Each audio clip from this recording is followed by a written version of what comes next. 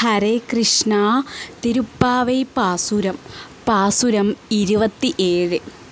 മാർഗഴി മാസം അതിൻ്റെ അവസാന ഘട്ടത്തിലെത്തി നിൽക്കുകയാണ്. ഇനി മാർഗഴി മാസം കഴിയാൻ 2-3 ദിവസം കൂടി മാത്രമേ ബാക്കിയുള്ളൂ.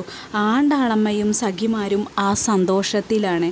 അവരുടെ ആ വ്രതം സാർത്ഥകമായി. ഭഗവാൻ ഉണർന്നു. എന്നിട്ട് ആണ്ടാളമ്മയും സഖിമാരും പാടുന്നത്, ഭഗവാനെ സ്തുതിക്കുന്നത്, ഭഗവാനെ കീർത്തിക്കുന്നത്, ഭഗവാന് വേണ്ടി പല്ലാണ്ട് പാടുന്നത്, ഇതൊക്കെ കേട്ട് ആനന്ദിച്ചിരിക്കുകയാണ് ഭഗവാൻ. ആ ഭഗവാന്റെ സാമീപ്യം കിട്ടിയപ്പോൾ തന്നെ ആണ്ടാളമ്മയ്ക്കും സഖിമാർക്കും വളരെ അധികം സന്തോഷമായി, സംതൃപ്തമായി മനസ്സ്. ഈ പാവൈ വ്രതം അവരെടുക്കുന്നത് അവരുടെ ഭൗതികപരമായ ലക്ഷ്യങ്ങൾക്ക് വേണ്ടി ഒന്നും അല്ല. വ്രതാചരണത്തിൻ്റെ ഭാഗമായിട്ട് പാലും നെയ്യും ആണ്ടാളമ്മയും സഖിമാരും കഴിക്കുന്നുണ്ടായിരുന്നില്ല. അപ്പോൾ 27ാമത്തെ പാസുരത്തിലെ വ്രതം മുറിക്കാനുള്ള കാര്യങ്ങൾക്ക് ഭഗവാൻ അനുമതി നൽകണമെന്ന് അഭ്യർത്ഥിക്കുകയാണ് ആണ്ടാളമ്മയും സഖിമാരും. ഗോവിന്ദ, അങ്ങ് ഗോസംരക്ഷകനാണ്. കൃഷ്ണൻ ഭൂമി, സജ്ജനങ്ങൾ, ബ്രാഹ്മണർ ഇവരെയൊക്കെ സംരക്ഷിക്കുന്ന ആളാണ് ഭഗവാൻ ശ്രീകൃഷ്ണൻ. ഭൂമിദേവിയുടെ അവതാരമാണ് ആണ്ടാളമ്മ. ദേവിയെയും സംരക്ഷിക്കുന്നത് ഭഗവാൻ തന്നെയാണ്. അങ്ങനെയുള്ള ഭഗവാൻ തന്നെ ശത്രുഭാവത്തിൽ കാണുന്നവരെ പോലും തൻ്റെ സദ്ഗുണങ്ങൾ കൊണ്ട്, ആ വിശിഷ്ടമായ ഗുണങ്ങൾ കൊണ്ട് അവരുടെ ആ വിദ്വേഷം ഇല്ലാതെയാക്കും. അവരെപ്പോലും തന്നിലേക്ക് ആകർഷിപ്പിക്കും ഭഗവാൻ. അങ്ങനെയുള്ള ആളാണ് ഭഗവാൻ എന്ന് പറയുന്നത്. അങ്ങനെയുള്ള ആ ഭഗവാന്റെ കീർത്തികൾ പാടി പല്ലാണ്ട് പാടി ഞങ്ങൾ മാർഗഴി മാസം നീരാടുമ്പോൾ ഭഗവാൻ വന്ന് ഞങ്ങൾക്ക് പുതുവസ്ത്രങ്ങൾ തരണം.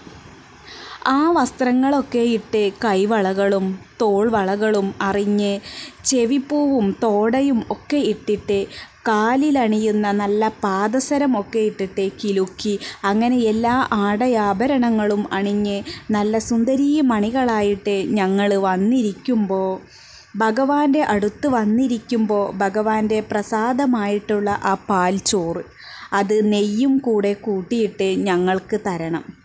അങ്ങനെ ഞങ്ങൾ ഭഗവാനോട് ചേർന്ന് ആനന്ദിച്ചിരിക്കും. അതാണ് ആണ്ടാളമ്മയുടെ ആഗ്രഹം. ആണ്ടാളമ്മ എന്ത് പറഞ്ഞാലും ഭഗവാൻ കേൾക്കും. കാരണം ആണ്ടാളമ്മയുടെ മനസ്സ് ഭഗവാനിലാണ്. ആണ്ടാളമ്മ സർവവും ഭഗവാനിൽ സമർപ്പിച്ചിരിക്കുന്ന കാരണം ഭക്തയുടെ ദാസനായിട്ടിരിക്കാനാണ് ഭഗവാന് ഇഷ്ടം. സർവ്വതും കേൾക്കുന്നുണ്ട് ഭഗവാൻ. ആനന്ദചിത്തനായ ഭഗവാൻ. ആ ആണ്ടാളമ്മയ്ക്കും സഖിമാർക്കും ഭഗവാൻ ആനന്ദം കൊടുത്തുകൊണ്ടേയിരിക്കുകയാണ്. ഭഗവാനിലേക്ക്, ആ ഭക്തിയിലേക്ക് വരുമ്പോൾ ഭക്തരും ഭഗവാനെ സന്തോഷിപ്പിക്കാൻ വേണ്ടിയിട്ട് എപ്പോഴും ആടയാഭരണങ്ങളൊക്കെ അണിഞ്ഞ് സുന്ദരന്മാരായിട്ട് നിൽക്കണം. അങ്ങനെ വേണം നടക്കാൻ. അങ്ങനെ കാണാനാണ് ഭഗവാന് ഇഷ്ടം.